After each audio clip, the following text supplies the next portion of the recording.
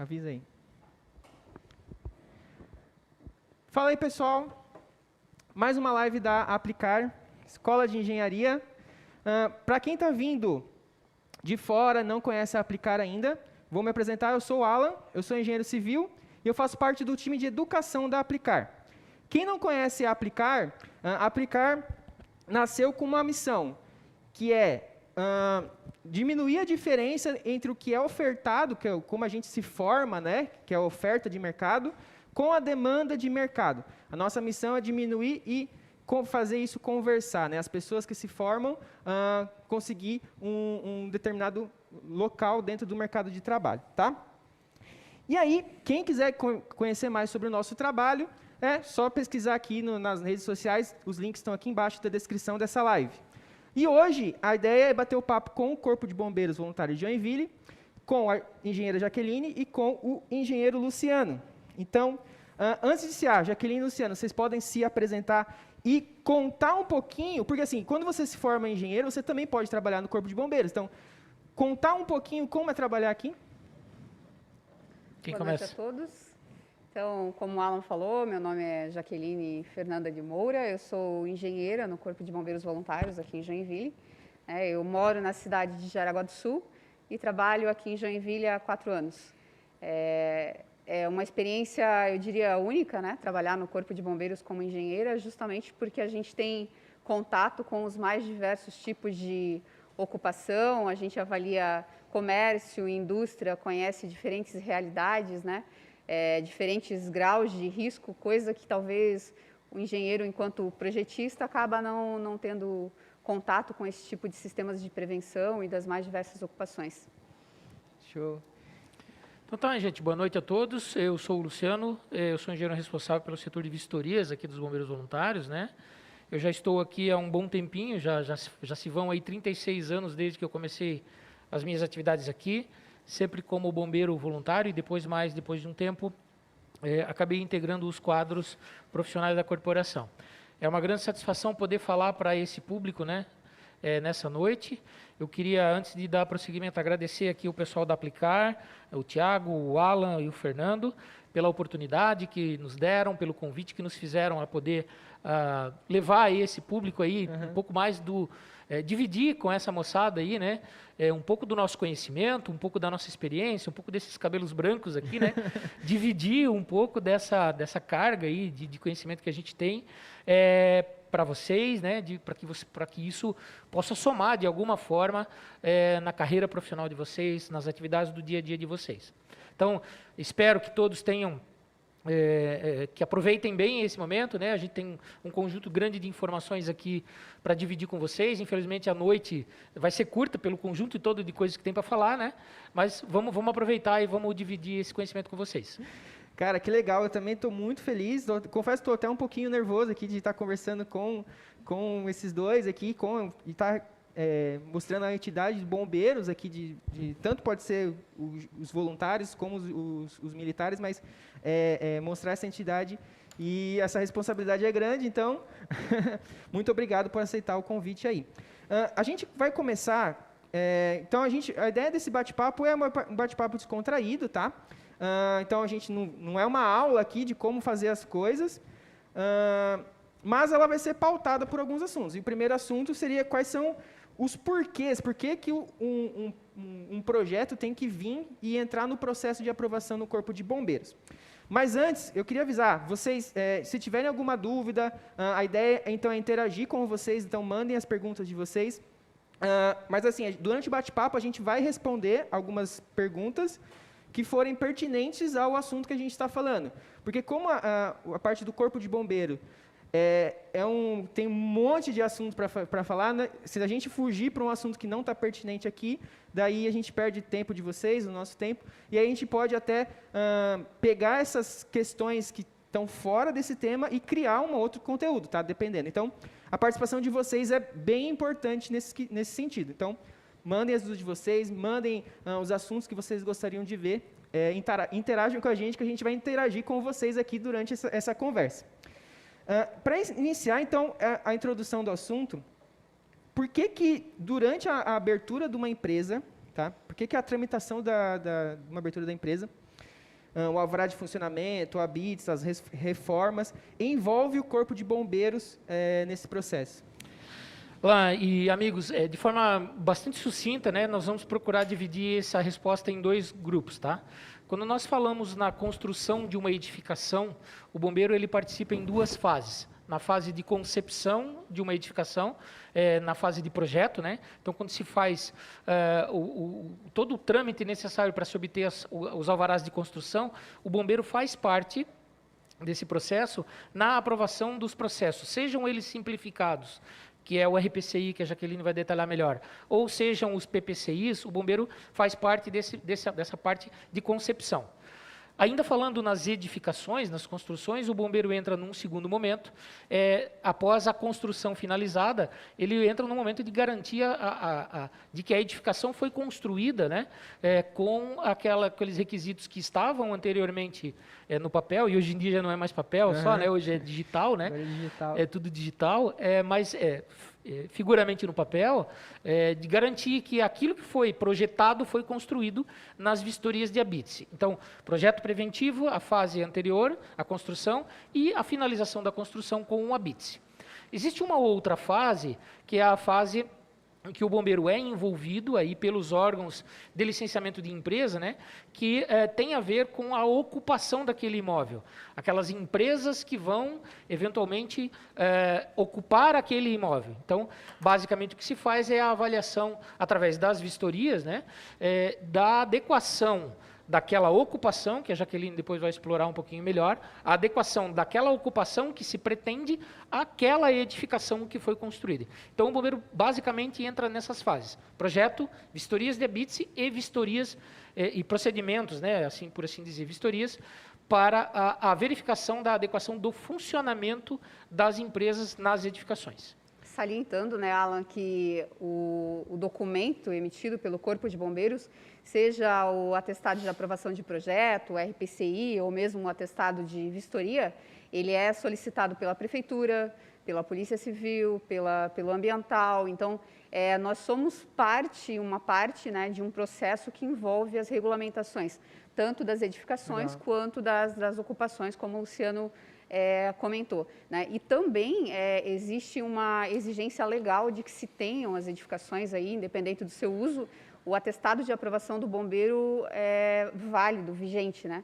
Então, todas as edificações, elas precisam passar pelo procedimento de vistoria e, inclusive, acarretam em situações como, por exemplo, seguro. O pagamento de seguro é uma das coisas que está relacionada com o atestado do bombeiro. É um dos documentos que as seguradoras costumam exigir das edificações numa situação de sinistro, por exemplo, né?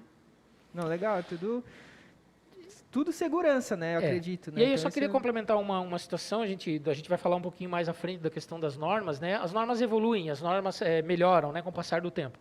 Em Santa Catarina em especial, e eu precisaria pontuar isso para vocês, em especial, no ano passado, no ano de 2020, através do Corpo de Bombeiros Militar, que é quem edita bravamente essas normas, a norma em Santa Catarina passou por uns ajustes bastante significativos. E ela tem 2 vertentes que direcionaram o ajustamento dessas normas. Tá? O primeiro deles é um ajustamento para com a Lei Federal da Liberdade Econômica, ou seja, por conta da Lei da Liberdade Econômica, as normas do bombeiro foram bastante simplificadas, dando a uma série de processos que antes eram complexos, difíceis, dando um nível de simplificação que visa ajudar, auxiliar e facilitar o empreendedor nos processos de abertura de empresa. A gente vai depois, mais à frente, talvez abordar isso. E também a necessidade de uma espécie de um alinhamento, da necessidade de um alinhamento entre as normas dos estados. A Constituição Federal do Brasil determina que quem legisla sobre prevenção a incêndio são os estados. E como nós temos 27 estados, então nós temos 27 legislações. Acaba que as legislações tinham ainda muitas diferenças entre elas, entre os estados. Imagine você, um construtor, vai construir uma edificação num estado, a norma é de um jeito, em outro estado a norma é outra.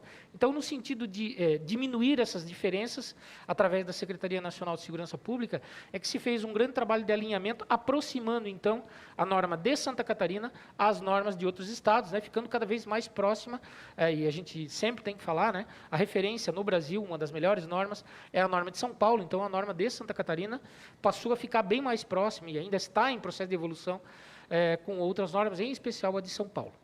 Cara, que legal. Eu acompanhei um pouquinho, peguei as normas de 2014 e aí até do caderninho que tinha do Corpo de Bombeiros Voluntário, né? peguei essa mudança aí, foi bem legal, assim, eu gostei demais dessa nova atualização de todas, assim. Para quem já está mais tempo na estrada, né, para os profissionais que já estão há mais tempo aí, foi uma grande transição, né, sair daquela lei, Joinville em especial, sair daquela lei municipal, a transição para a lei estadual em 2015 e agora, mais recentemente, um outro grande salto, que foi esse alinhamento da norma que ocorreu em Santa Catarina. Não, legal. Não, e se você for pegar a norma 2014 e essa nova, a parte de simplificação, nossa, ficou muito mais fácil de entender, né, as coisas e alguns quesitos até, alguns não, a maioria ficou até ou igual ou mais seguro, algumas coisas, né? Bem legal. Com certeza.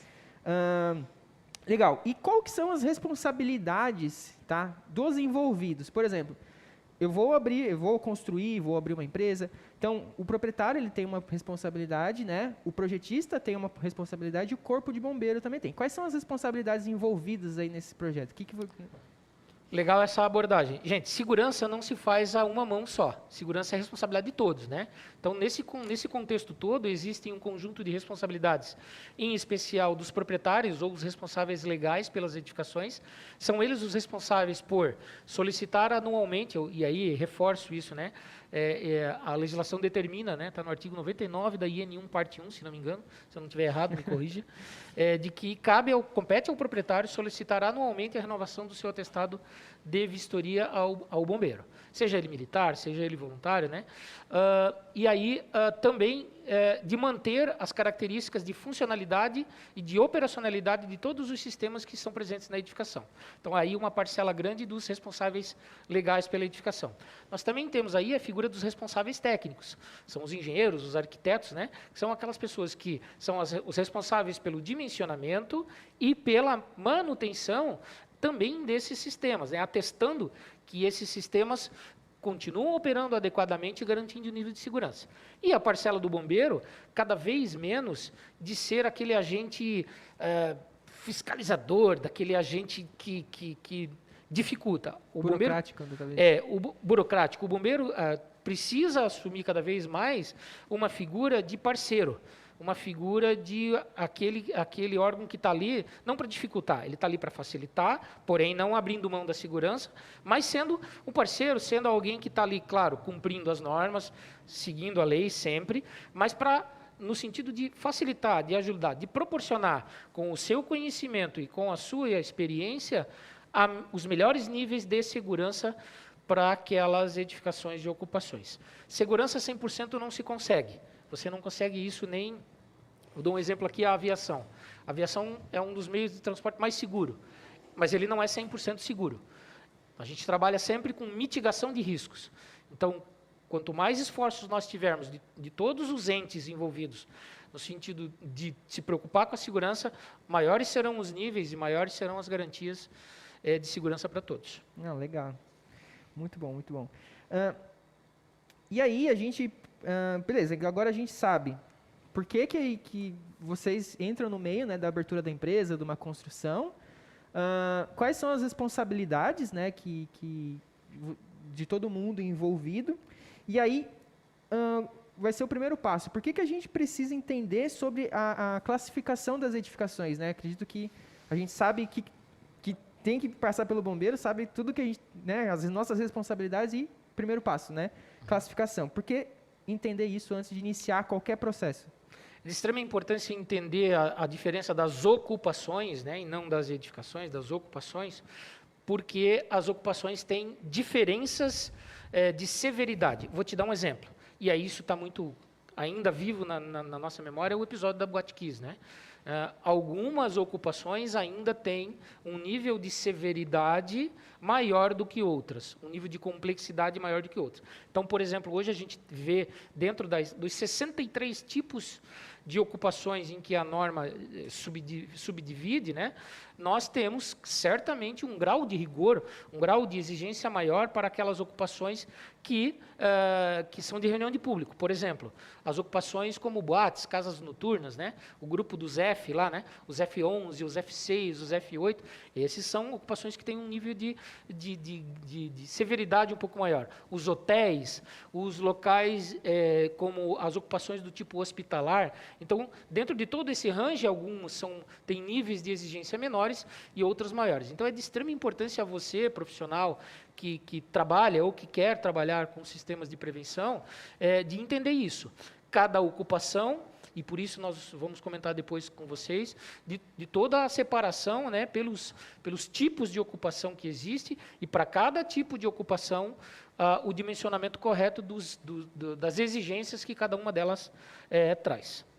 Isso tem relação tanto com a parte da vistoria em si, né, quanto também na parte de projeto. É importante que um projetista ele considere, pondere com o seu cliente essas questões de eu estou construindo um galpão comercial, por exemplo, para locação, né? É interessante eu avaliar se eu quero classificar esse imóvel como um risco, uma carga de incêndio baixa, média, elevada, porque dependendo desse contexto, dependendo do dimensionamento dos sistemas que eu fizer e da ocupação ao qual eu estiver destinando, eu posso impossibilitar, inclusive, a locação desse imóvel para outras ocupações, né? Pegar um exemplo bem clássico, um posto de combustível. Eu não posso colocar um posto de combustível em qualquer local, em qualquer imóvel na cidade. Ele tem que respeitar afastamento de segurança, tem que ter distanciamento de locais de reunião de público. Divisa de propriedade. Né? Então, são vários critérios que têm que ser avaliados. Então, já na fase de projeto, é importante que sejam ponderados isso, porque é baseado no que eu estou fazendo no projeto preventivo, que vai definir qual é o tipo de ocupação que vai poder ter ou não posteriormente naquele imóvel. Cara, que legal, legal. Eu peguei aqui o celular para ver, estava vendo algumas perguntas, né? Aqui é uma pergunta mais específica. Quando eu faço uma substituição do PPCI ou RPC de uma edificação que já estava regularizada, então ela já estava regularizada, eu vou fazer uma substituição. Será realizada vistoria de habites novamente ou prossegue normalmente com a vistoria em funcionamento? Funcionamento, né? Depende o que foi o motivador dessa substituição. Essa substituição, ela foi decorrente de ampliação, ela foi decorrente de mudança de ocupação, alteraram os sistemas preventivos ou não, foi o responsável técnico que mudou ou não. Então, são inúmeros fatores para dar uma resposta dessa. Tem que ser avaliado caso a caso, né? Então, quando a gente recebe, por exemplo, por e-mail, a gente tem um canal para atendimento aí aos profissionais, à comunidade, que é o CAT Responde. É um e-mail que a gente tem profissionais, né? O André, o engenheiro que trabalha conosco, que responde esse canal. Eu e o Luciano sempre estamos a par, acompanhando também as dúvidas que vêm, né?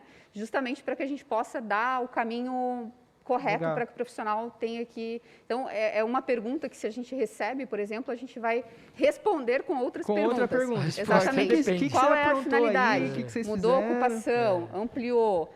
Aumentou o grau de rigor? Mexeu nos sistemas de segurança? Então, são inúmeros fatores que devem ser considerados para dar uma resposta como essa. Mas, via de regra, tá? Se impactou no sistema, se teve ampliação, se teve alguma alteração no grau de rigor dessa edificação, vai ter que ser feita uma nova vistoria, como se fosse uma vistoria de habites. Pedidos os laudos, né, toda a documentação ali, porque se mexeu no sistema de hidrante, por exemplo, sofreu alteração do sistema de hidrante, vai ter que fazer um laudo de pressurização dessa rede novamente. De novo, né? Assim por diante. A grosso modo, se houve o redimensionamento de algum sistema, vai requerer essa nova vistoria de habites. É importante que a gente diferencie a vistoria de habites para fins de bombeiro e para fins de prefeitura, né? O documento que a gente emite, que é o atestado para aprovação de habites, é um documento que ele vai ser feito quando essa edificação for construída, estiver sendo regularizada pela primeira vez, ou quando tiver algum tipo de ampliação. Aí a prefeitura vai exigir esse documento para poder emitir o alvará de construção daquele imóvel, né? E aí depois o alvará de habites. Agora, tem a diferença do que nós, no Bombeiro, chamamos também de vistoria de habite. A vistoria de habite, para nós, do Centro de Atividades Técnicas, ela é com esse caráter de avaliação de todos os sistemas, conferência, medição de tudo, né? Então, tem uma pequena diferença do que a gente chama de habite de bombeiro e habite de prefeitura, só para complementando, assim, dentro de um processo de finalização de uma obra, existe o atestado o certificado de conclusão de obras que a prefeitura emite, que é o tal do CCO.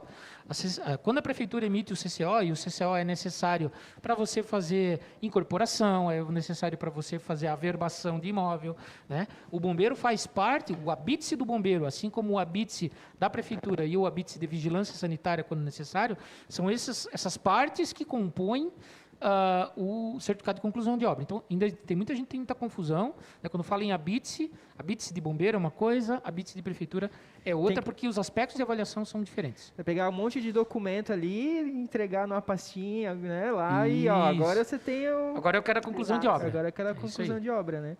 Não, legal. Só porque a gente tem um tempinho ainda, então todo ano o proprietário tem que renovar o atestado de funcionamento. O atestado de funcionamento, né? Não precisa fazer um projeto novamente, se ele não mudou nada, né? Agora, se ele mudou alguma coisa, ampliação, mudou algum sistema, daí a gente entra de novo com o processo de novo, depende, tá? Tudo depende. Aí é importante pontuar o seguinte, a legislação hoje e aí fala em benefícios, né? A legislação hoje permite, por exemplo, pessoal, a renovação do atestado de funcionamento através de ato declaratório. Existem alguns tipos de ocupação, eles estão listados no artigo 102 da IN1, parte 1.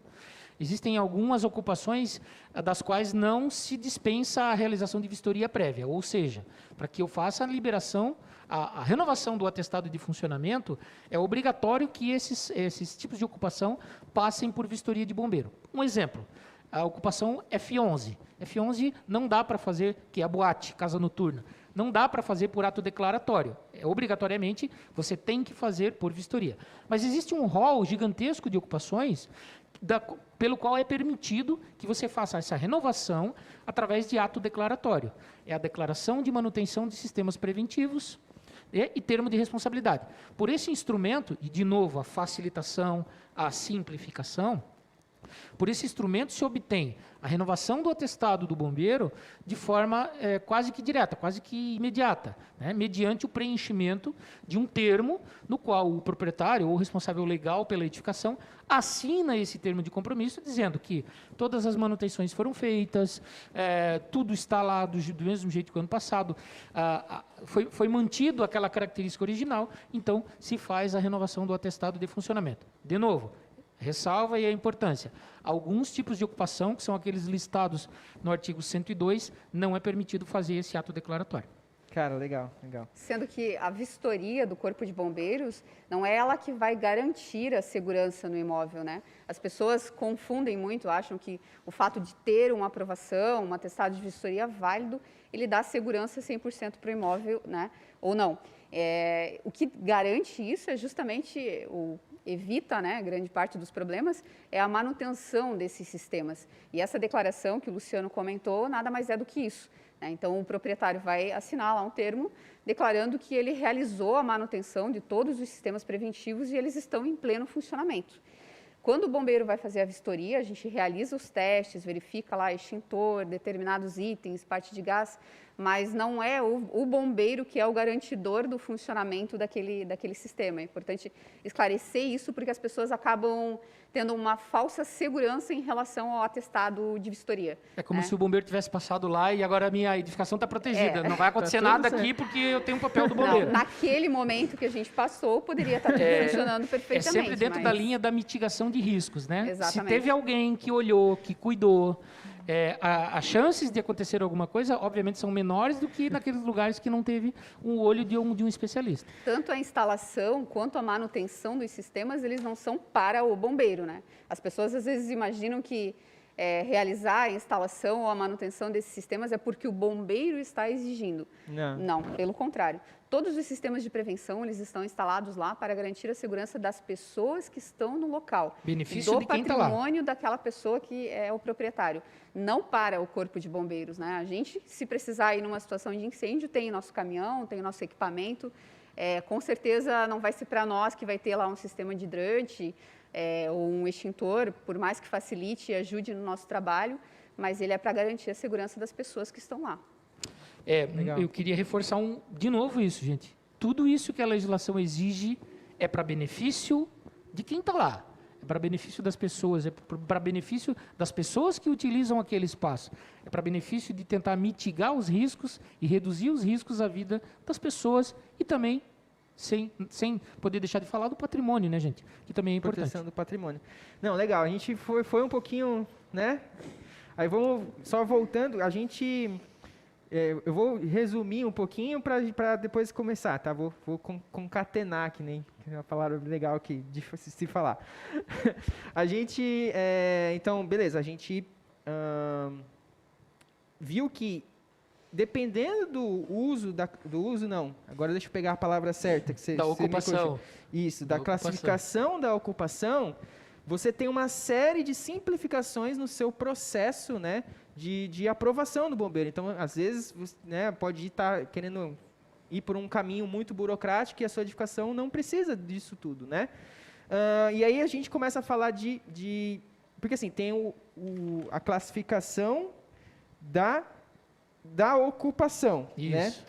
E aí São muitas classificações. São a classificação 63. de ocupação, a classe de risco, a complexidade, são todos conceitos diferentes e entender eles faz justamente ter essa diferença. Para qual caminho eu devo seguir, né? Aí eu já quero perguntar para vocês, qual que é a diferença da baixa e da alta complexidade?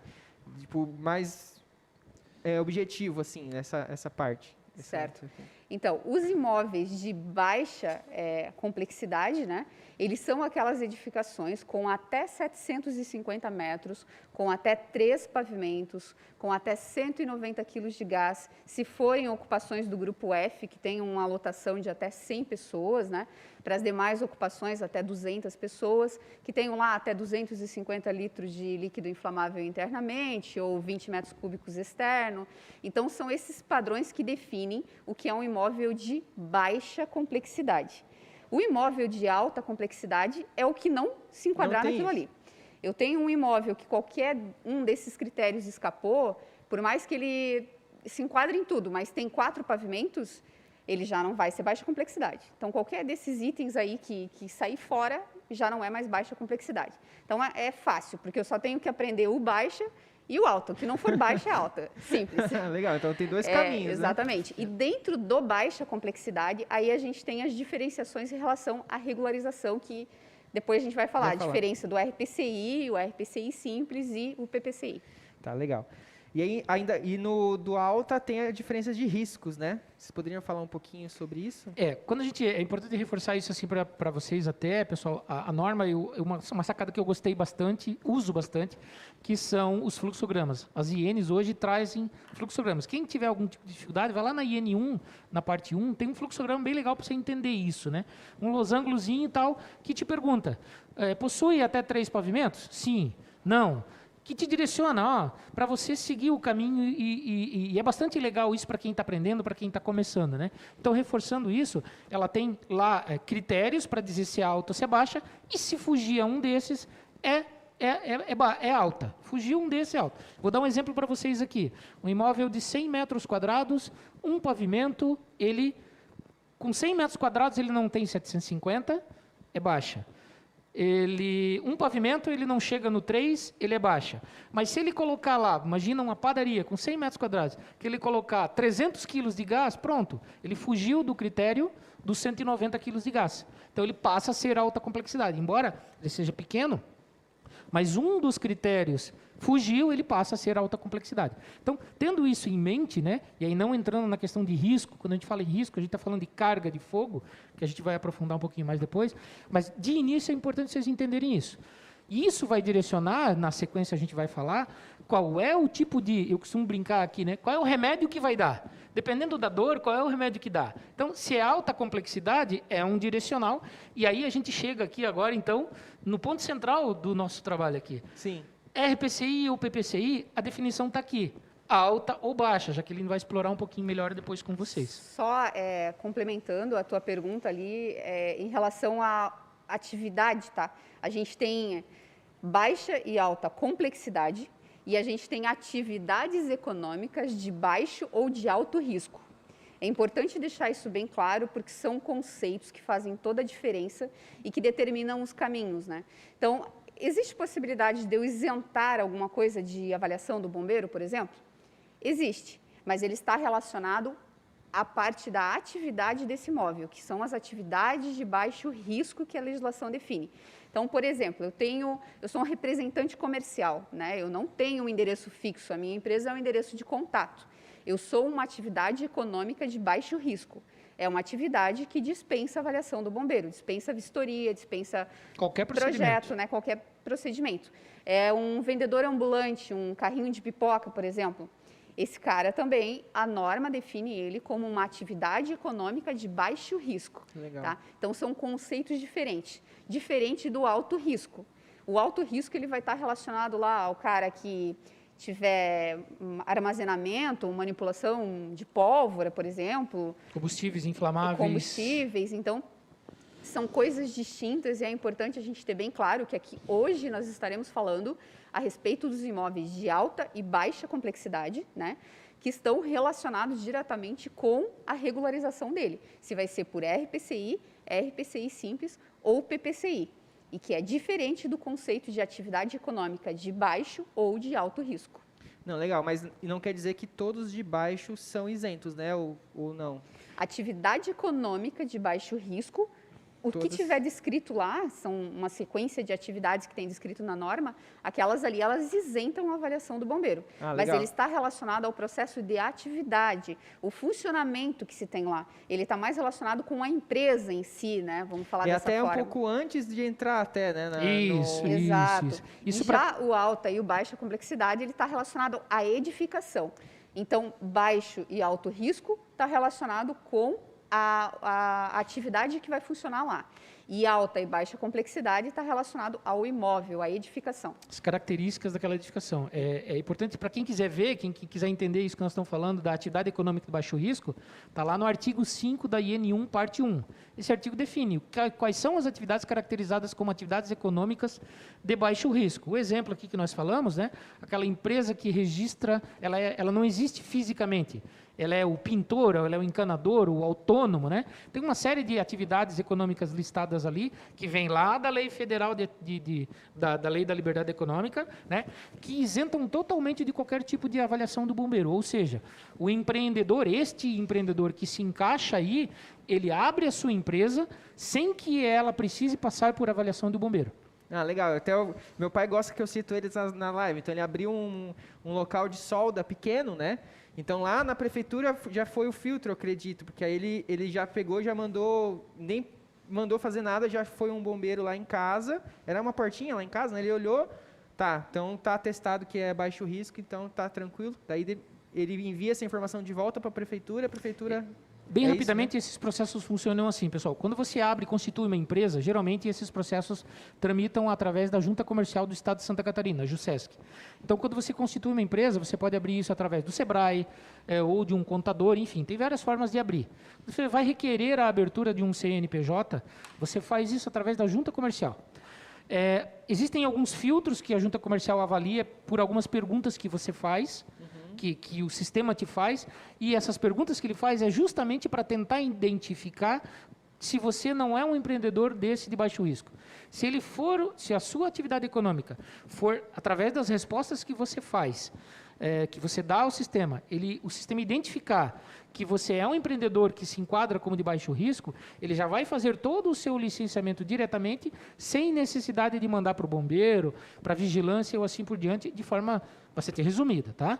Porém, se o conjunto das informações que você prestar disser que você atua em local fixo, que você tem uma determinada área, tem determinadas características, esse sistema da Junta Comercial dispara automaticamente para os órgãos envolvidos. Vigilância sanitária, o órgão ambiental, o bombeiro.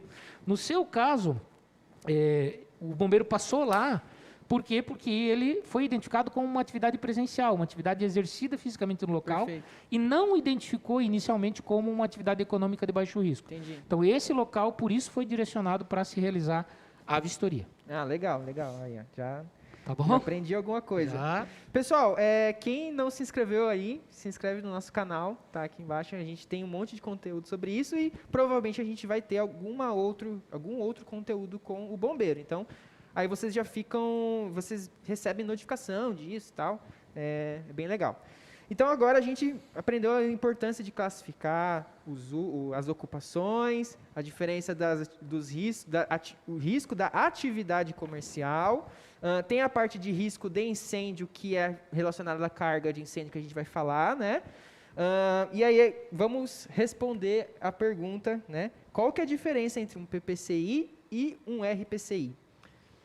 Então, lembra que a gente falou... E um RPCI simples também. A gente citou o que é um imóvel de baixa complexidade, certo? Certo. Então, para os imóveis de baixa complexidade, a forma de se regularizar esses imóveis é via RPCI. Então, antes você tinha que fazer um projeto preventivo. Para todos os imóveis tinha que se fazer projeto preventivo.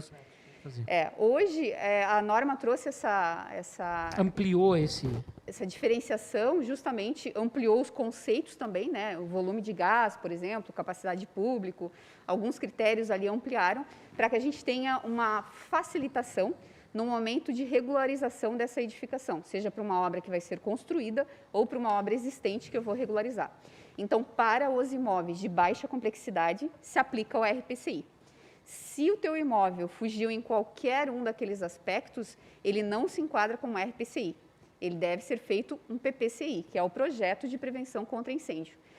Dentro do RPCI, que se enquadram os imóveis de baixa complexidade, a gente tem mais uma divisão, que é o RPCI e o RPCI simples.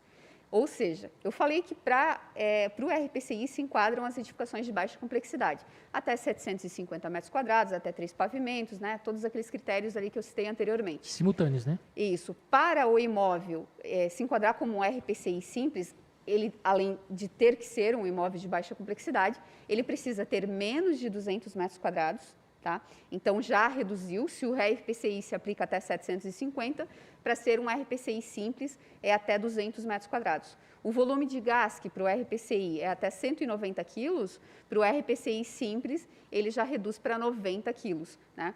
Então, de maneira bastante simples, assim, ele se aplica para aquelas edificações, é um comércio, uma salinha pequena que tem, né? Legal. Agora, poxa, eu tenho uma salinha pequena, mas essa sala, ela está dentro de um shopping. Tu acha que esse imóvel ele se enquadra como alta ou como baixa complexidade? Baixa complexidade? Eu não sei por causa que ele vai sair. Depois do shopping, a saída dele é complexa, né? A rota de fuga, né? Então, essa é uma pergunta proposital justamente porque a gente vê que tem muita dificuldade nesse entendimento. O que vai definir a questão do baixa complexidade ou alta complexidade no quesito área, por exemplo, ou volume de gás, quantidade de gás, sempre deve ser avaliado toda a área da unidade territorial, ou seja, da matrícula. Tudo que está dentro de um shopping deve ser considerado. Então, se eu tenho uma salinha, por mais que ela tenha 20 metros quadrados e estiver dentro de um shopping, ele não vai poder ser regularizado via RPCI. Tem que ser feito um projeto preventivo. Porque, apesar de ser uma sala pequena, que talvez se enquadre em todos os critérios de baixa complexidade, ela está dentro de um imóvel que é alta complexidade. Então, o mesmo vai se aplicar para dentro de uma indústria, né? A gente pega muitos imóveis, por exemplo, com matrículas que são separadas também, mas esses imóveis têm algum tipo de ligação, né? Então, tem que somar a área dos dois imóveis. Então, são situações que a gente pega. Mas o que vai diferenciar, basicamente, vai ser isso, o conceito do baixa e do alta complexidade. Ele que vai definir se eu vou para RPCI ou se eu vou para o PPCI, tá? Não, legal. Agora me veio uma pergunta, porque a gente tem que, então, considerar a área inteira que está ali da matrícula construída, o né? Imóvel, o imóvel, não imóvel, a salinha, não o pedaço. Exato. É o imóvel. Aí, pensa aquelas obras lá da praia, que tem aquelas salas comercial direto para a rua. Também é enquadrado nisso, também tem que fazer um projeto. Para fins de dimensionamento, se vai para RPCI ou PPCI, sim. Tá. Vai somar tudo, tá? Soma tudo. O que pode facilitar, nesse caso, é no momento da regularização da atividade. Que daí a gente pode ter uma liberação mais simplificada, por ser uma salinha no pavimento térreo, com uma saída direto para a via pública. Então, tem alguns critérios que vão facilitar a liberação no momento do atestado de vistoria dessa sala. Tá. Mas, para fins de RPCI ou PPCI, Tem que considerar o todo. Entre o projeto aqui da salinha lá, as plaquinhas e tal. Isso, até porque aí, às vezes tem um hidrante cobrindo, né? Só complementando ali o esclarecimento entre um e o outro. Como é que eu vou saber? Beleza, já defini, minha ocupação é um RPCI simples. Quem que faz o RPCI simples? O proprietário do imóvel mesmo pode fazer. Então, ele tem um formulário, né? Depois a gente vai explicar melhor como é que vai fazer essa solicitação. No nosso site, vai preencher todas as informações e o proprietário do imóvel pode assinar esse RPCI simples. Ele não precisa contratar um responsável técnico, tá?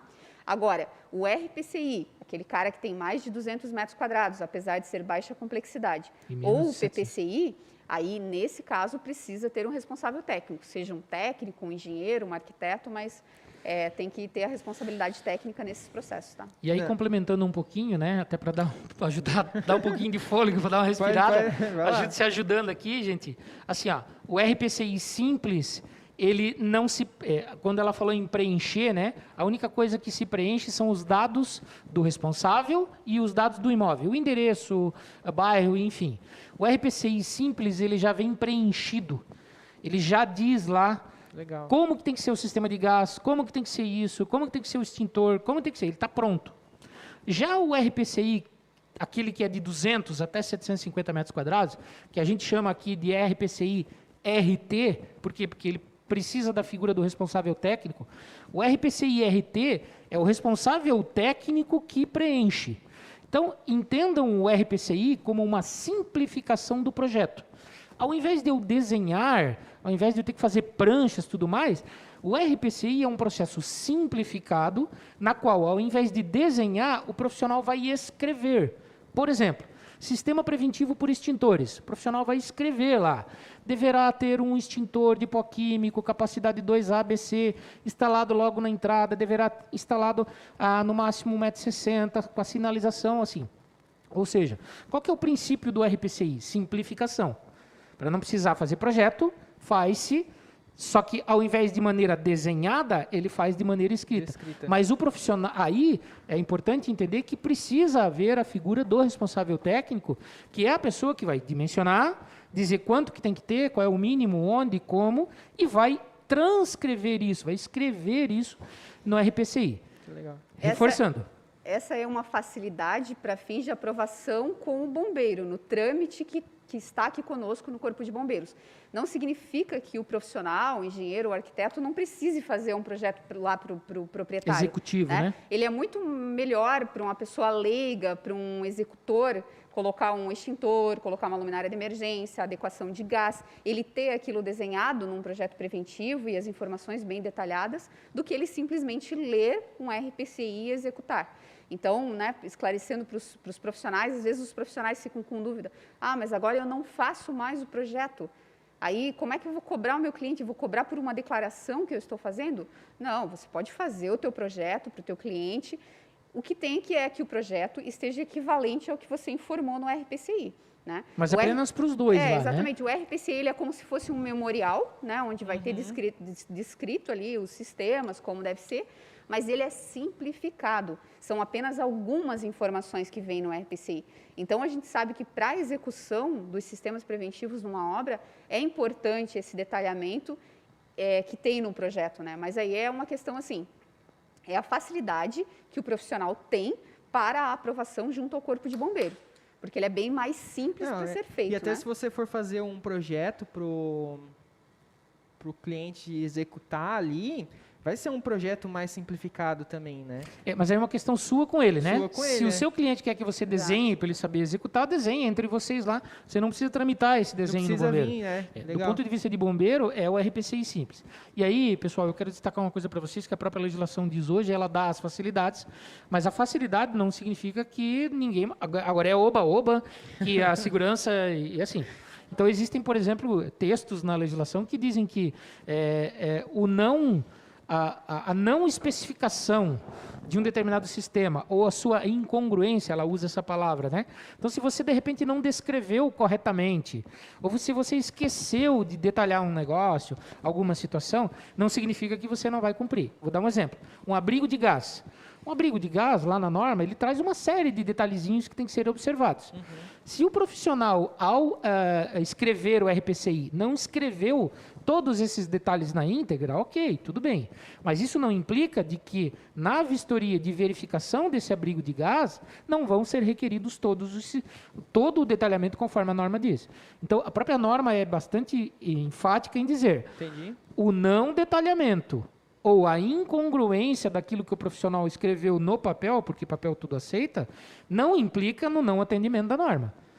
Tá? Então, como é que isso vai acontecer? Na vistoria, o vistoriador vai olhar e vai dizer, tem que ter a mangueira lá conforme a NBR 8613 e tal, comprimento tal, registro de corte rápido. Mas isso não está escrito aqui. Mas não é o fato que não está, não é porque o profissional não escreveu aquilo no RPCI, de que não vai ser cobrado no ato da vistoria. Legal. É importante entender isso. E o mesmo também se aplica para a questão de classificação. Porque suponhamos que um profissional declarou que era um RPCI, quando na verdade não cabia a RPCI para aquela edificação. Ela era um imóvel de alta complexidade e deveria ser feito via projeto preventivo a sua regularização. Por vezes, no momento da análise, não vai ter como a gente saber disso, né? Porque é o que o profissional está declarando. A gente avalia alguns critérios básicos, que são o que está exigido no mínimo né, pela IN 01, vai ser avaliado aquilo ali e a conferência vai ser feita em vistoria. Então, pode acontecer do profissional, por vezes, fazer um RPCI e, no momento da vistoria, ser constatado que para aquele local não se aplicava RPCI. Caramba. Tinha que ser feito projeto preventivo. Então, é importante que o profissional, a pessoa que está assumindo aquela responsabilidade ali, né, ela avalie e conheça muito bem esses caminhos para ela saber se ela se enquadra de fato ou não como um RPCI, para evitar um problema posterior. Né? Porque, poxa, chato, imagina, chegou no momento da vistoria, depois que já estava tudo fechado, que foi executado, que estava no RPCI, que o profissional já recebeu pelo serviço ao qual ele foi contratado, chegar o vistoriador lá e falar, não, esse imóvel aqui não se enquadra com o RPCI. Imagina se ele queria abrir na segunda-feira, né? Exato, ele não é baixa complexidade. E a gente sabe que as pessoas elas ficam com ansiedade, elas ficam ansiosas pela nossa visita. Assim. Geralmente, o bombeiro é uma das últimas coisas a serem procuradas para regularizar. E aí chega lá o vistoriador e diz, olha, não se aplica, sinto muito, mas vai ter que fazer projeto preventivo. Aí vai ter que entrar com todo o trâmite de regularização, fazer o projeto preventivo, atender todos os critérios de projeto, né? Então, o responsável ele tem que ter bastante atenção para fazer o enquadramento correto, né? Porque, por vezes, aqui na nossa análise, a gente não vai ter como saber se realmente é aquilo ou não. Perfeito. É o que o profissional declara. A própria norma fala, né, que o RPCI ele é aquilo que o responsável técnico está declarando, que o proprietário está declarando. Cara, legal. E aí parte, pessoal, desses princípios, eu quero reforçar um pouquinho isso, né? Essa norma hoje, a Lei da Liberdade Econômica, parte do princípio de inverter um pouquinho a ordem do que acontecia anteriormente. Sempre se partia do princípio de que o Estado tem que ir lá e conferir se o que o cara está fazendo é verdade, é aquilo mesmo ou não. As coisas começam a caminhar num sentido diferente agora. Partindo do pressuposto de que o cidadão, de que o profissional está falando a verdade, está correto e está falando sério. Então, a gente inverteu um pouco a ordem das coisas, porque nós temos... As pessoas são sérias, né? Obviamente que não podemos também todo mundo ser bobinho de achar que o mundo é perfeito, né? Porque também sempre existem enganos e às vezes existem más intenções. E aí eu queria deixar também um reforço nisso assim. A gente vê muitas situações às vezes por má fé e também por desconhecimento. E aí esse trabalho aqui eu entendo que visa ajudar nesse aspecto. Porque má fé a gente não consegue resolver, mas o desconhecimento a gente consegue com esse tipo de trabalho aqui. E aí, pessoal, quero reforçar aqui uma coisa. A norma, eu já escutei isso de alguns outros colegas, enfim, a norma traz um conjunto de facilidades, mas nós não podemos esquecer que junto com as facilidades vem a carga da responsabilidade. Tá? Nestas revisões conceituais, o profissional, você que nos assiste, o responsável técnico, passa a ter uma responsabilidade maior, né? Porém, vamos usar isso com parcimônia, né? Acho que você usou essa palavra antes. Né? Não, legal. Tem um abraço aqui para você, Luciano. O Jorge Araújo. Obrigado. Meu orientador da pós-engenharia de segurança do trabalho. Um abraço para o Jorge. E aí a Eunice falou, boa noite a todos, que maravilha essa explanação do tema. Parabéns aos bombeiros de Joinville. Muito obrigado. Tem uma pergunta aqui que eu não, confesso que eu não entendi, da pessoa que é, isso é real e se for, né? É o nome do usuário, então não sei quem que é, então ele mandou uma pergunta que eu acabei não entendendo, se você puder escrever melhor aí, mais claro, a gente responde sem problemas, tá? Tem mais uma aqui, ó. Parabéns aos profissionais do CAT, é o Teixa de Joinville. Muito obrigado, já agradecendo por eles. Então tá, ó, PPCI então é o projeto, né? RPCI é o relatório. Vamos ver se fixou, quando é que tem que fazer via PPCI? Via PPCI é quando... Vou te ajudar, é quando for imóvel de alta complexidade. Alta complexidade. Se for alta complexidade, PPCI. Se for baixa complexidade até 200 metros, baixa complexidade até 200 metros... Até 200 metros, RPCI simples. Se for baixa complexidade entre 200 e 750, RPCI. É isso aí, legal. É isso aí. E aí, assim, agora a minha educação exigiu o PPCI. Qual que é o processo que isso vai acontecer? Como é que é o trâmite quando é um PPCI? Então, o projeto preventivo a gente já vem há mais de um ano tramitando com ele digitalmente, né? Temos recebido ainda projetos físicos, mas só daqueles processos que já estavam em andamento. A gente não sabia da pandemia e, inclusive, foi muito bom porque a gente se antecipou já antes da pandemia, nós havíamos implementado a questão das análises digitais, os projetos digitais, né? E isso nos ajudou bastante, porque durante o período da pandemia, quando tudo ficou fechado no ano passado, nós da análise de projeto continuamos trabalhando. A gente continuou atendendo os profissionais, continuou recebendo projetos, né? E essa avaliação ela não parou, isso ajudou bastante. Então, hoje, o caminho para solicitar um projeto, né? Ele deve ser digital, deve atender a um procedimento de análise digital que está disponível lá no nosso site, que são alguns critérios básicos ali que tem que ter. Alguns cuidados em relação a cores, escala, tamanho de fontes que são usadas, as informações, tem que ser indicados os caminhamentos dos sistemas. Então, ele mudou um pouquinho ali a cara do projeto físico. Mas é bem tranquilo também, os profissionais se adaptaram super bem, tanto que hoje eu diria que 92% dos projetos são digitais, né? O que são novos é 100%. Tudo que é novo entra como digital. E o que já é existente ainda está tramitando aí como físico os projetos anteriores. Então, o caminho, ele é via e-mail, por enquanto, porque a gente está se adaptando com o nosso TI. Aí, acredito que 15 dias, um mês, no mais tardar, já vai estar se fazendo tudo pelo nosso site. Como se fosse o SCI do Isso, exatamente. Isso. A entrada do processo através do site. O projeto preventivo, a gente já está finalizando aí a questão de solicitar e encaminhar os documentos lá pelo site e também receber eles, né?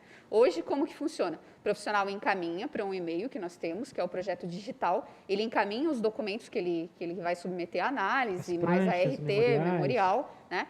Uma pessoa avalia esses documentos, confere a assinatura, lembrando que nos processos digitais a assinatura tem que ter certificação digital. Não basta eu fazer um recorte de uma assinatura digital lá e copiar. Tem que ter certificação digital, isso é bem importante, tá?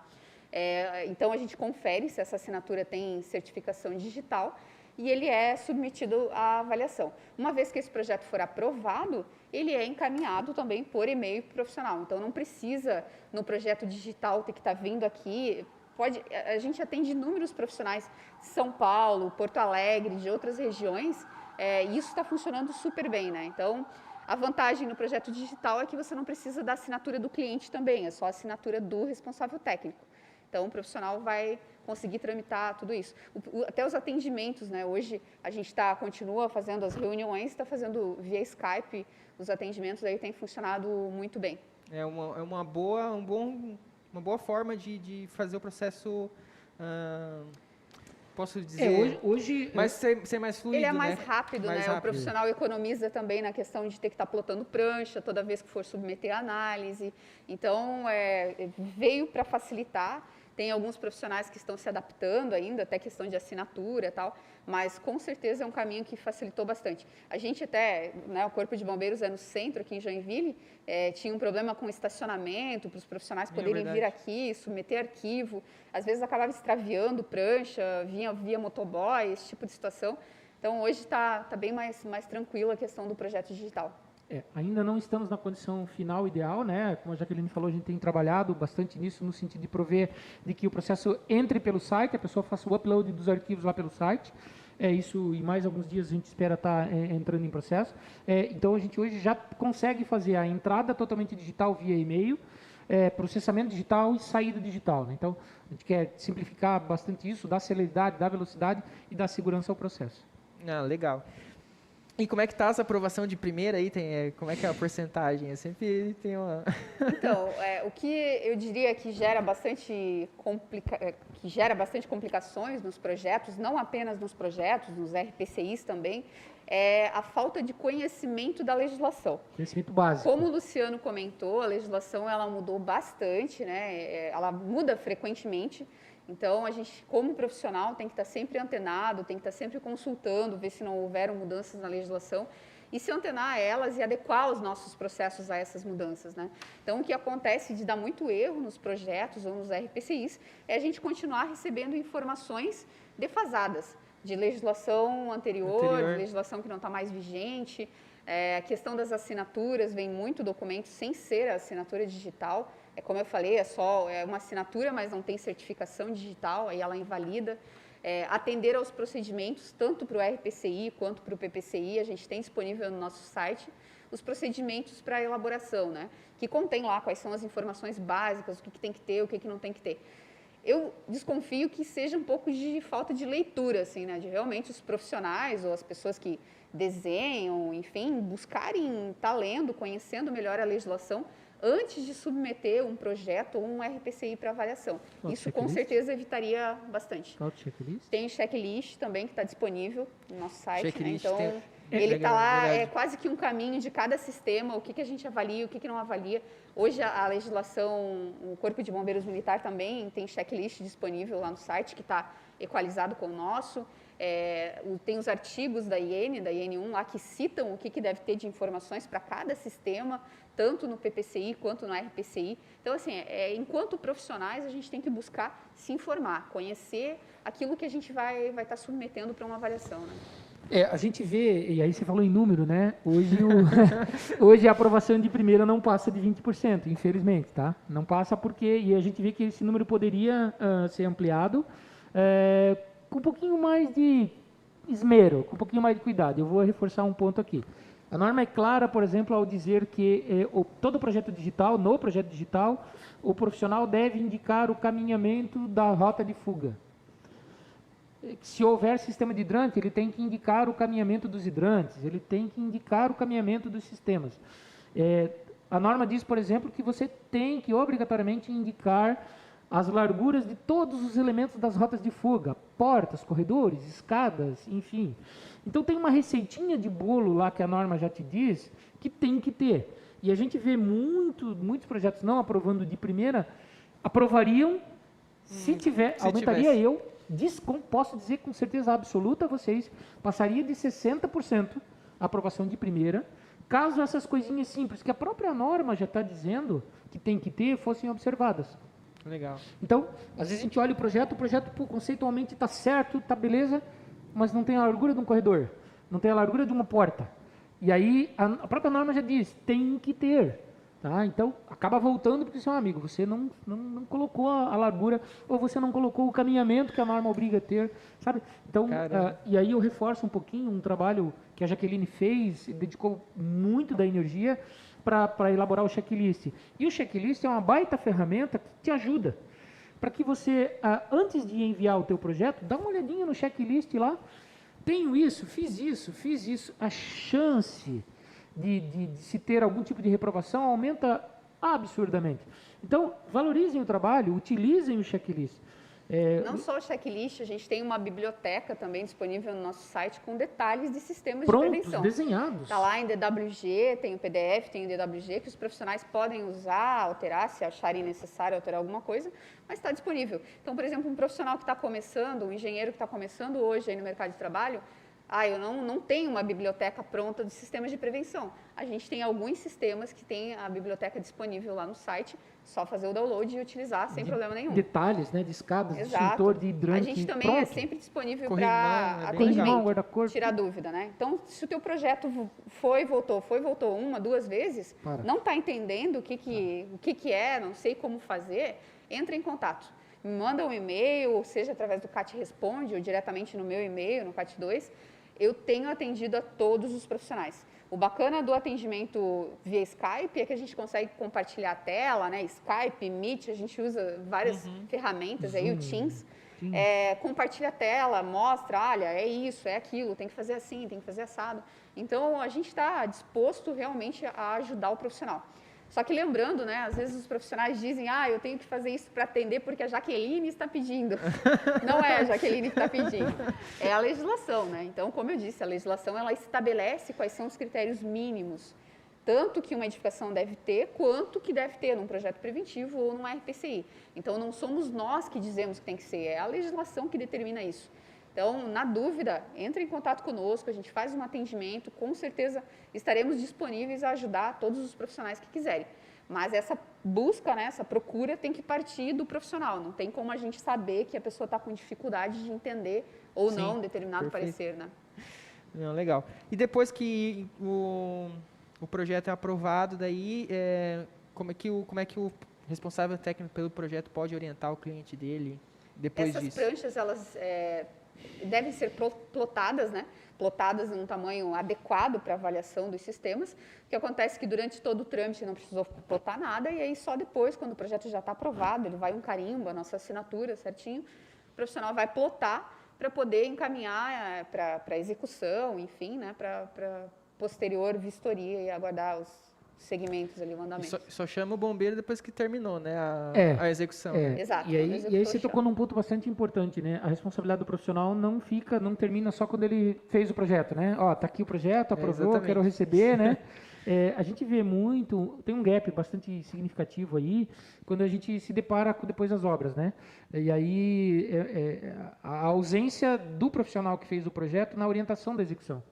Então, é de extrema importância para que esse elo, né, seja completado, para que esse conjunto seja completado, que aquele profissional que projetou, que dimensionou, ele também faça as orientações para as instalações. Então, isso ajudaria muito a reduzir muito o problema. Infelizmente, hoje, no nosso mercado, a gente ainda tem, especialmente, e aqui sem demérito nenhum, com todo respeito, né, ainda a gente tem um conjunto grande de dificuldade com mão de obra de instalação de sistemas, né? Então, quando a gente parte para a execução, muitas das vezes não se procuram os melhores profissionais, os mais qualificados, e a execução, quando não tem o olho do profissional, do engenheiro, do arquiteto, a execução acaba saindo torta. E aí, depois que a execução sai torta, fica lá o bombeiro no meio do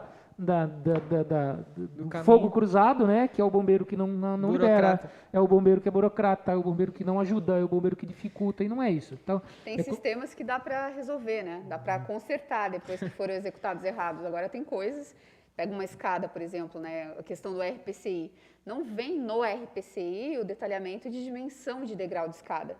Isso é algo que o profissional vai ter que orientar lá no momento de execução como deve ser executado, para que não saia um degrau com 18, outro com 20, outro... Né? Então, essa é uma informação que não está no RPCI. Diferente do PPCI, que tinha lá o detalhezinho da escada, a altura, a base da escada, quanto tem que ter, no RPCI não tem essa informação. Então, tem que ter o acompanhamento profissional. E aí eu queria até passar um insight aí para o pessoal que se não trabalha dessa forma, começar a trabalhar, ou o pessoal mais novo aí, como que a gente gera valor com esse serviço de fazer projeto? Porque, assim, a partir do momento que a gente só faz o projeto, aprova, entrega e vira as costas e some, o seu serviço é o quê? É um desenho, tá? Com uma RT.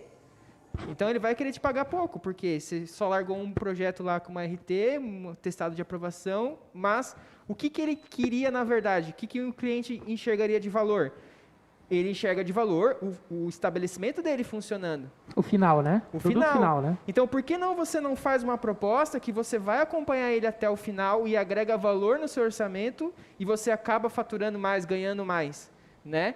Então, para quem não trabalha dessa forma, sugiro trabalhar dessa forma que você agrega. Porque, na verdade, o que você está vendendo é a abertura dele lá no final. Ele está trabalhando, não um papel ali com uma RT e uma assinatura, né? É importante, quero reforçar isso, porque muitas vezes as pessoas só enxergam as partes do processo, né?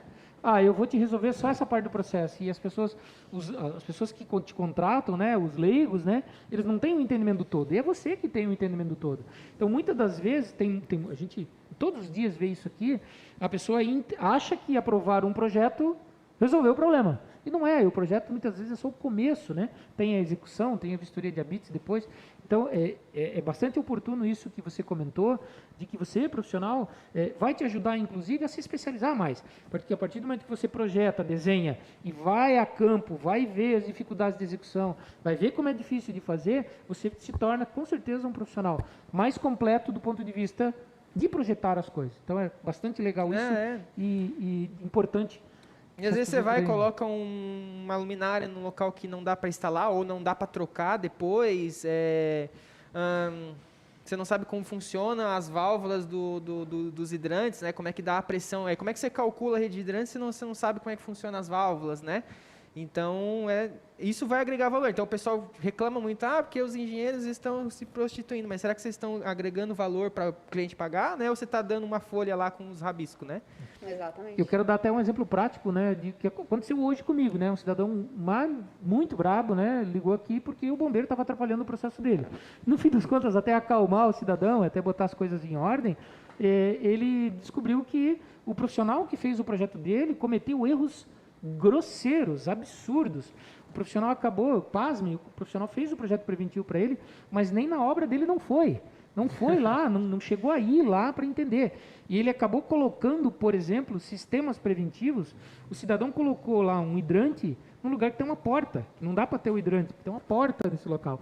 Vocês terem uma ideia de tamanhos são os absurdos que acontecem, né? Claro, não estamos generalizando, mas são casos pontuais, são situações atípicas, mas que acabam acontecendo. Então, eu reforço essa condição assim, para que o profissional de engenharia, de arquitetura, ele se envolva no processo. E não simplesmente faça, entregue, está aqui o teu projeto, está resolvido, obrigado.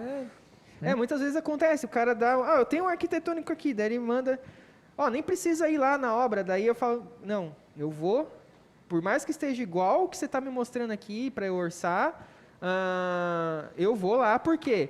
Pode ter algum degrau que não vai estar irregular, alguma largura pode ser que esteja errada, alguma porta. E aí, às vezes, a gente aprova como sendo ok, mas o bombeiro chega lá na vistoria e não vai aprovar porque ele vai medir a largura de um corredor, de uma porta, não vai passar. Sendo que lá no projeto a gente poderia utilizar algum recurso da IN5 da edificação existente. Esse ponto que tu abordou é muito interessante porque os profissionais, eles precisam compreender que tem uma diferença bem grande entre você projetar uma edificação que vai ser construída, que está nascendo, nova, né? Do zero ali, vai ser construída baseado naquilo que está no teu projeto, e você pegar uma edificação que é existente, que está construída e que deve ser regularizada. Porque você abordou muito bem, a IN 05 é uma norma que trata especificadamente de edificações existentes, e ela traz inúmeras medidas de compensação e tal, mas isso parte do profissional. É o profissional que tem que requerer o que ele necessita de medida de compensação, de dispensa. Ele que tem que mostrar para a gente que a edificação é existente. Tem alguns imóveis na cidade que são bem claros, né, a existência deles. Agora, existe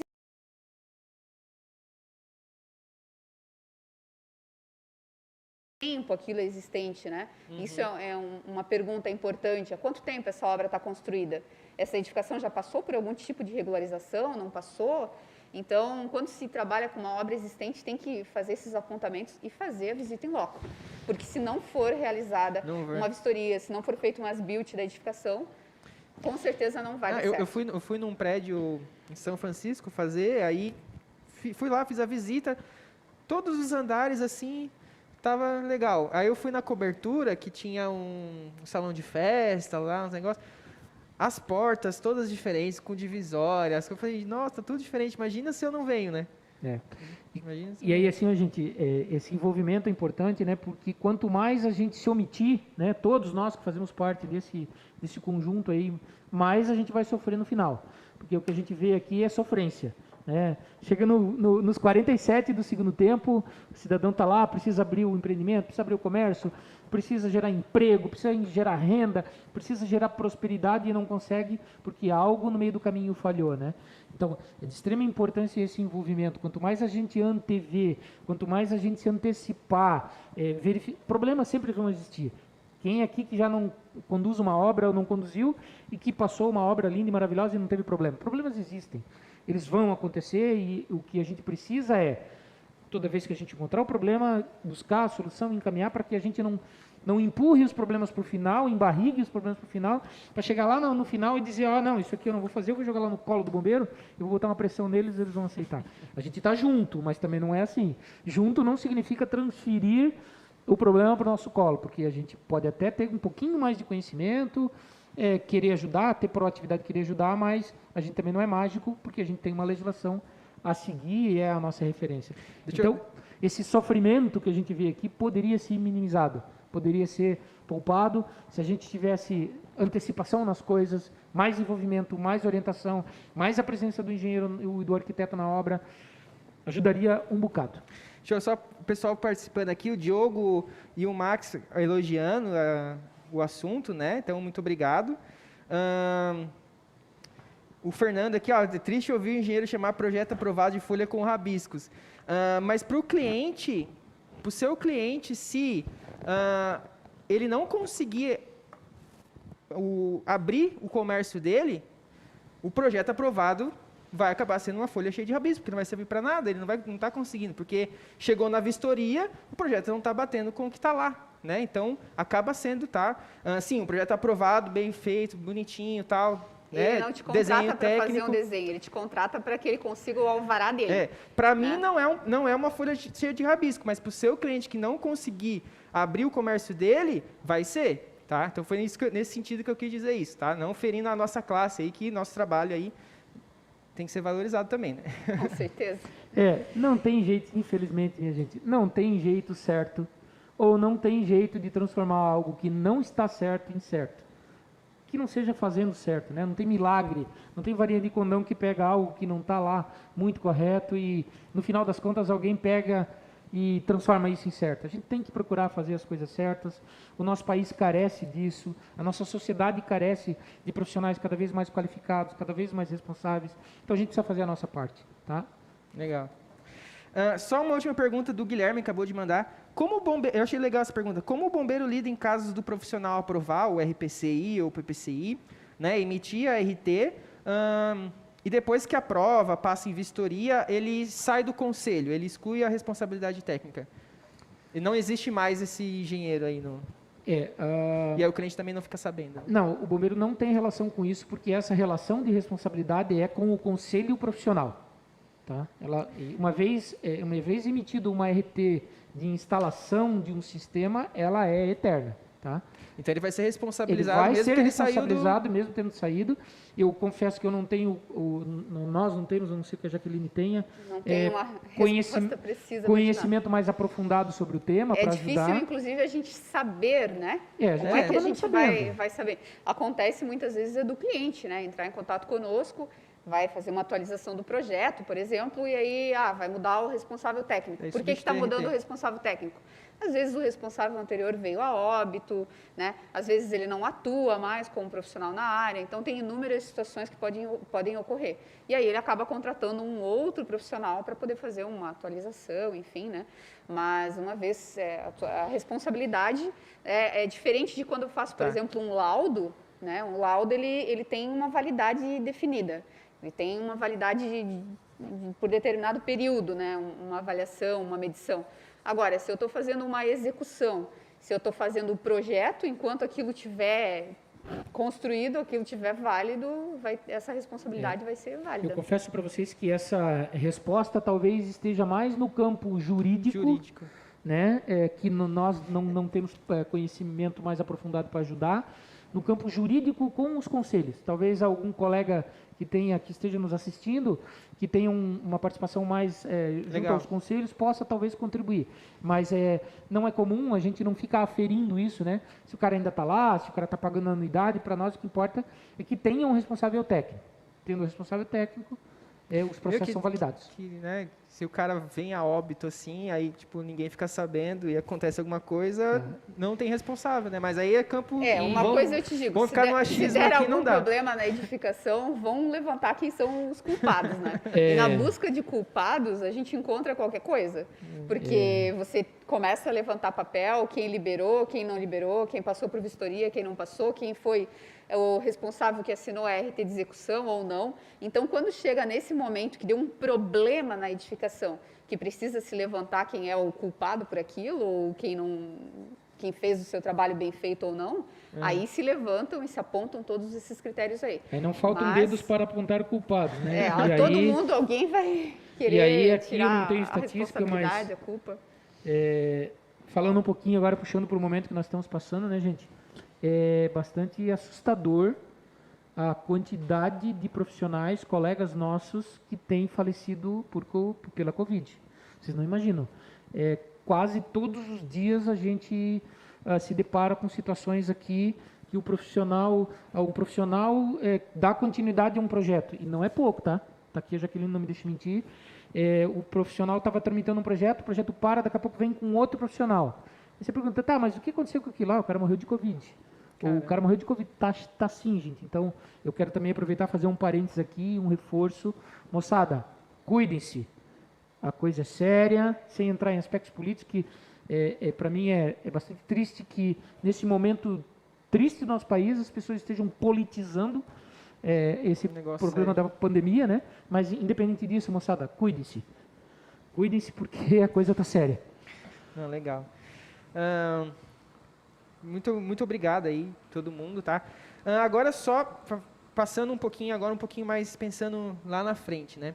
Algumas cidades do país, por causa do decreto, vou até ler o número aqui, 10.306, que começa a pedir que os órgãos públicos e administrativos começam a utilizar processos BIM nos trâmites de aprovação. Algumas cidades já é possível você aprovar com um modelo de informação da construção, que é o BIM, né? Como é que tá? Deixa eu até ver aqui a pergunta bem certinha. Como é que tá o CAT? Vocês pensam nesse assunto, não? Vocês abordam uma discussão sobre isso?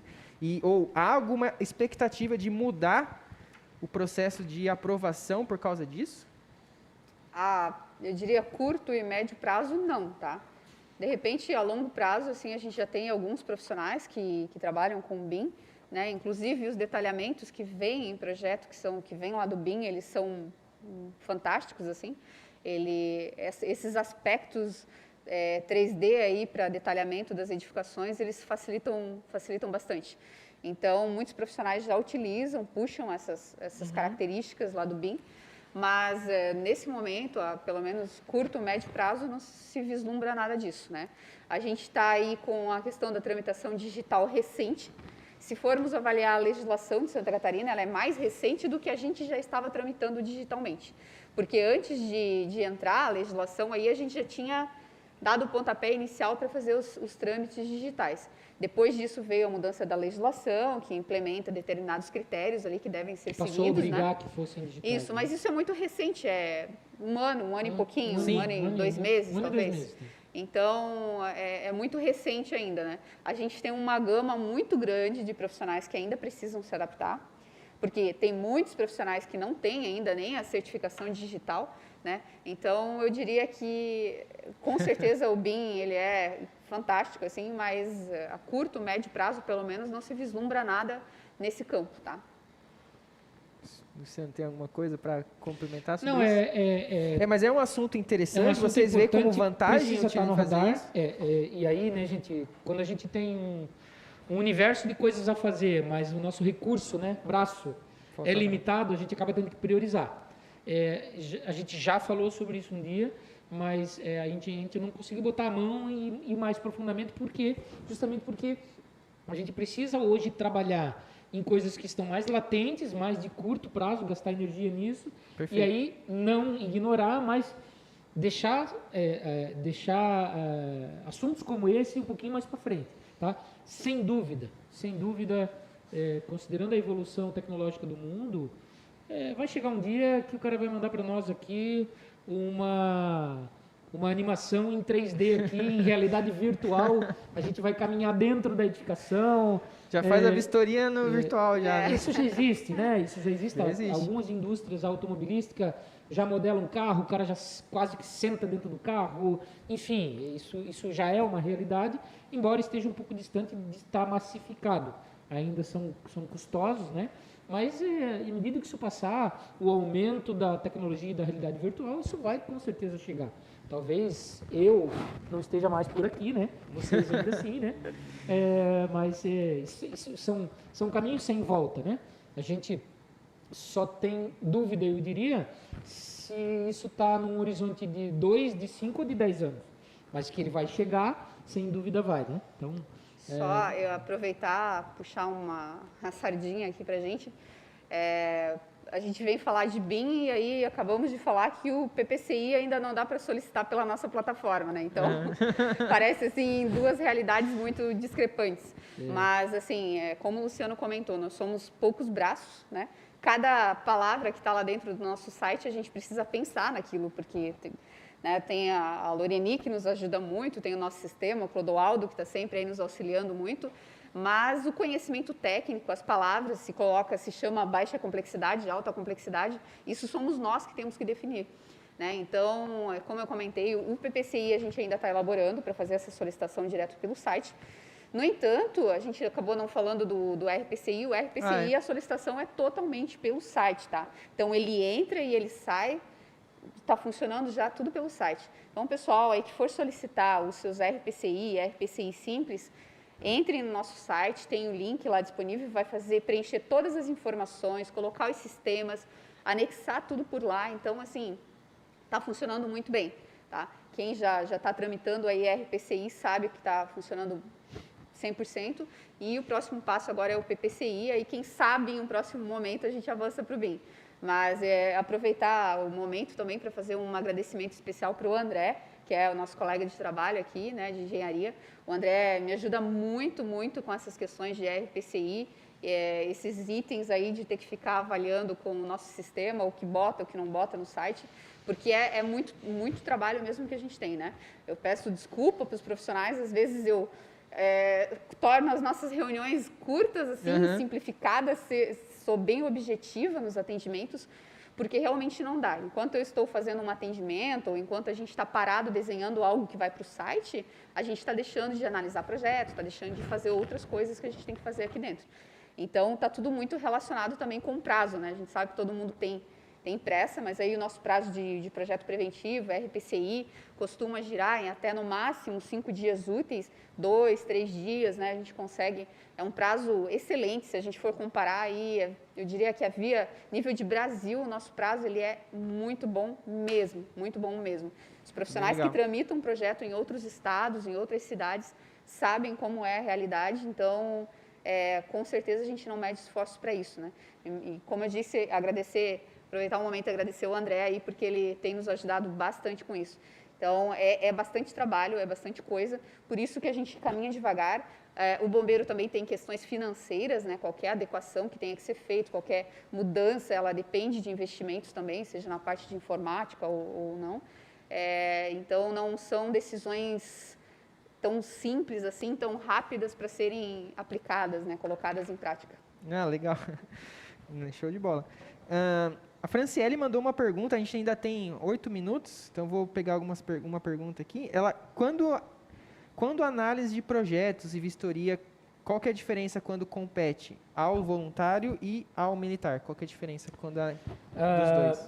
Vou assumir essa. A Constituição do Estado de Santa Catarina estabelece lá no artigo 112, né, e na Lei 16.157, ela estabelece que o exercício da fiscalização ou da verificação de projetos e de vistorias, ela é exercida de maneira concorrente, ou seja, por ambos, pelo Corpo de Bombeiros Militar em Santa Catarina e pelas prefeituras municipais.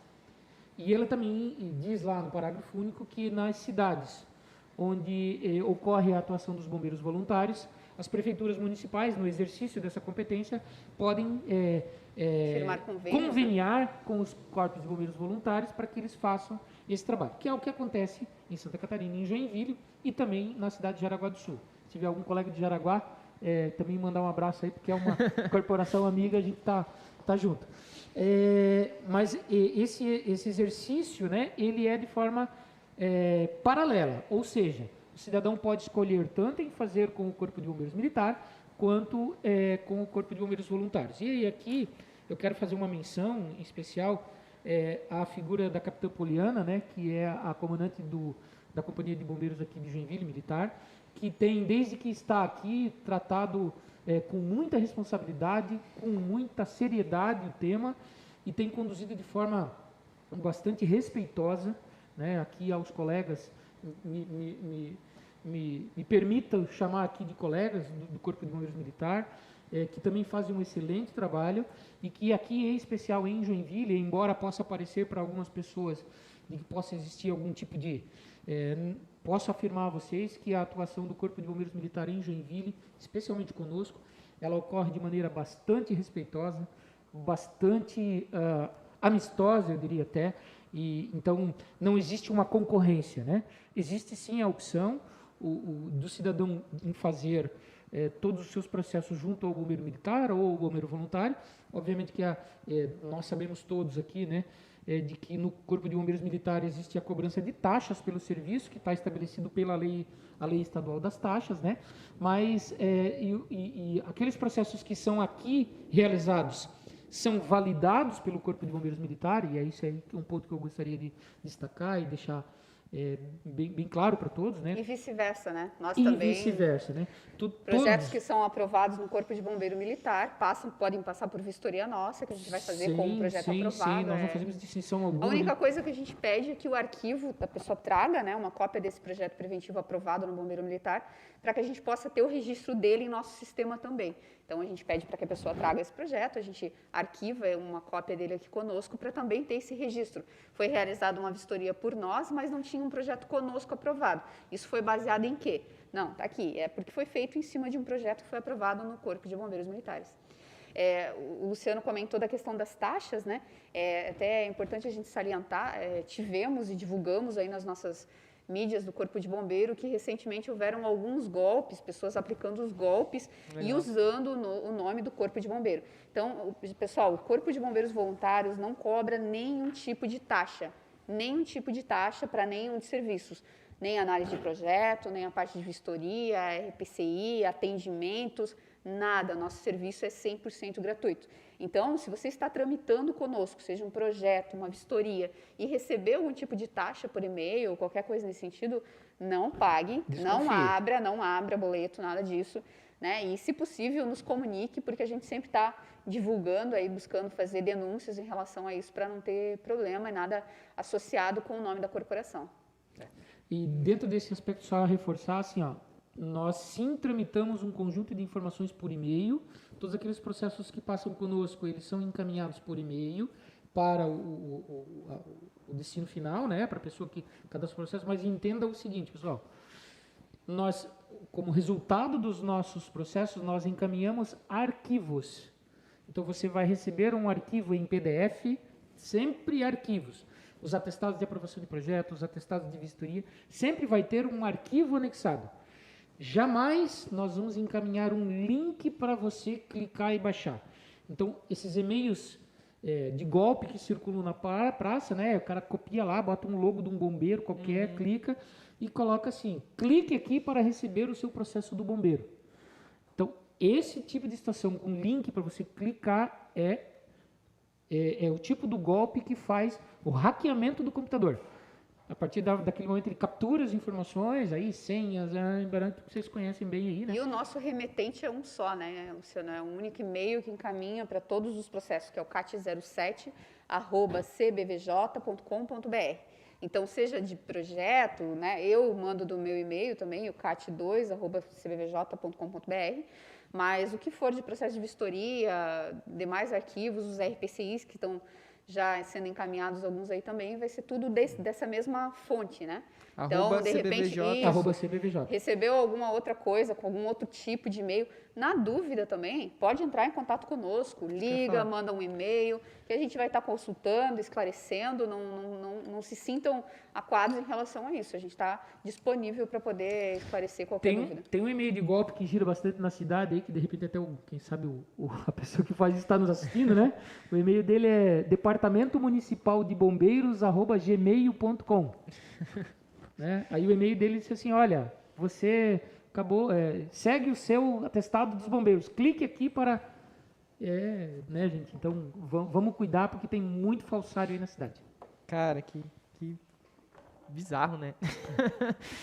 E tem, né? A gente recebe da Receita Federal, a gente recebe da PRF, vem um monte de e-mails aleatórios aí com links, com boletos, com não sei o que para você baixar. Então tem que ficar esperto realmente. Pra te ajudar a limpar o teu jardim lá não tem ninguém, né? Mas pra aplicar golpe aí tá cheio de gente, né? Gente do céu. Mandar um abraço pro Marcos, que mandou aqui umas palminhas. Ele é engenheiro de aplicações da Tigre, tá vendo a live. Inclusive, uma das nossas próximas lives vai ser com a Tigre. Então, fiquem ligados aí no canal. Se inscreva no nosso canal.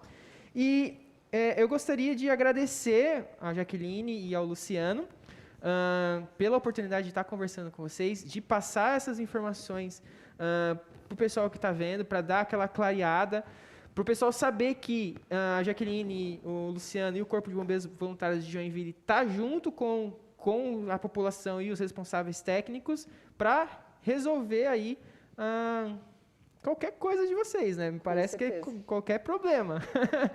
Então, muito obrigado por essa oportunidade aí, de ter aceito e conversar com a gente. Legal. Estou muito feliz aí de estar aqui. Eu queria só aproveitar algumas palavras bem rapidinho e dizer o seguinte, moçada, nós não somos competidores, nós não estamos em lados opostos, todos nós estamos do mesmo lado e nós queremos o mesmo que vocês. Então, entendam que nós, obviamente, estamos aqui para fazer o nosso trabalho e cumprir aquilo que nos compete, né? Que a legislação determina, mas jamais entenda o bombeiro como uma dificuldade para vocês. Jamais entenda uma norma, uma lei como algo para te atrapalhar. As normas estão postas aí com conhecimento gratuito para que você possa aplicar e com isso você acabe não tropeçando em erros que foram cometidos no passado. Entenda uma norma como algo para te ajudar e não como para te atrapalhar, assim como a atividade do bombeiro. E bem rapidamente, a Jaqueline falou anteriormente do nosso colega André, que certamente está nos assistindo, né? Que tem feito um excelente trabalho e tem nos ajudado em muito, mas eu também não poderia também, aproveitando, deixar de citar todos os outros profissionais que trabalham nesse ambiente. Vocês estão vendo aqui, isso aqui não é um cenário, tá? Isso aqui é o nosso ambiente real de trabalho. Aqui trabalham toda essa equipe, né? É uma cadeia, é um conjunto de pessoas, desde as pessoas do nosso atendimento, as pessoas que estão ali na frente do balcão, atendendo o telefone, o seu Marcos, a dona Rose, todos os historiadores que trabalham conosco aqui, né?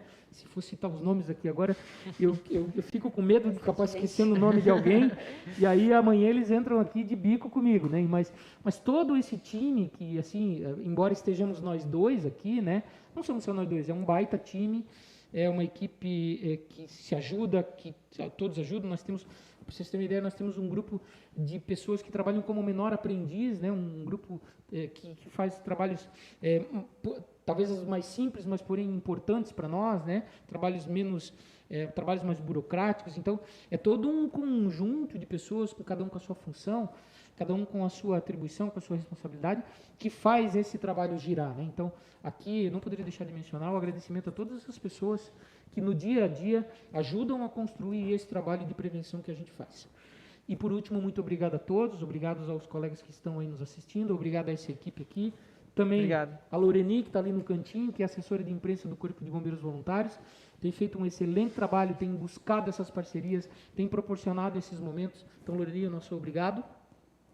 E, pessoal, estamos à disposição de vocês e no que precisarem estamos aqui para ajudá-los. Jaqueline, tem algum agradecimento? Acho que o Luciano falou por nós dois, mas é isso aí de modo geral, né? Com certeza, como o Luciano mencionou, o agradecimento é a toda a nossa equipe, a gente é um elo, todos têm que estar juntos, cada um tem que fazer a sua parte para que tudo ocorra, né? Pedir para a comunidade que tenha um pouco de paciência, né? Como comentei, a demanda de serviços dos nossos historiadores ela é bem grande, é bem intensa. Às vezes eles demoram em responder o e-mail, às vezes as pessoas ligam aqui, a gente não consegue dar uma resposta de imediato, não consegue atender de imediato, mas é porque realmente a nossa demanda de trabalho aqui ela é bastante grande, bastante intensa. Tramitam muitos projetos, muitos RPCIs, muitas vistorias todos os dias aqui conosco, né? Então, realmente a gente está fazendo o nosso melhor.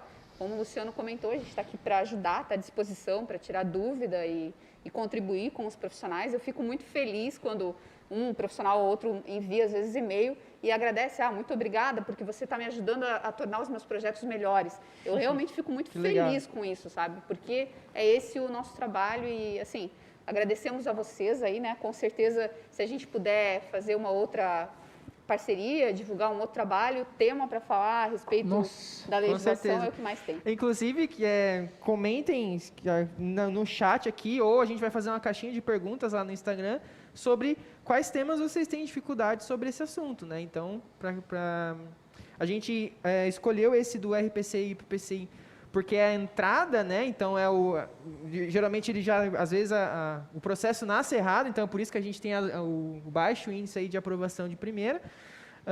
Então é uma demanda que a gente identificou, mas se vocês enviarem aí porque assim, às vezes tem esse problema da entrada por outra questão que a gente ainda não sabe. Então, quanto mais a gente conversar, normas específicas, né? Então, dúvidas pontuais aí. Quem acompanha a gente tem lá, a gente falou, tem um conteúdo sobre a pirâmide de Glasser, então, quanto mais a gente conversa, debate sobre o tema com outras pessoas, mais a gente aprende. A gente não aprende só vendo as coisas, ou escutando, ou só lendo. Quando a gente conversa aqui, a gente começa a aprender muito mais. O engenheiro Rogério Novaes, ele mandou um parabéns para a Jaqueline e para o Luciano. Grande abraço ao Rogério, que foi,